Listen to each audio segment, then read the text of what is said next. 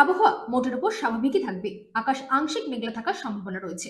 সর্বোচ্চ তাপমাত্রা প্রায় 29 ডিগ্রি সেলসিয়াস এবং সর্বনিম্ন তাপমাত্রা প্রায় 20 ডিগ্রি সেলসিয়াসের কাছে ঘোরাঘুরি করবে। বৃষ্টির তেমন কোনো সম্ভাবনা নেই, থাকলেও কিছু এলাকায় হালকা ছিটেফোঁটা বৃষ্টি হতে পারে।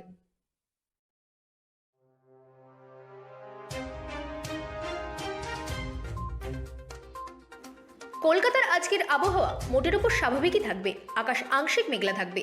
সর্বোচ্চ তাপমাত্রা প্রায় 29 ডিগ্রি সেলসিয়াস এবং সর্বনিম্ন তাপমাত্রা প্রায় 20 ডিগ্রি সেলসিয়াসের কাছাকাছি ঘোরাঘুরি করবে।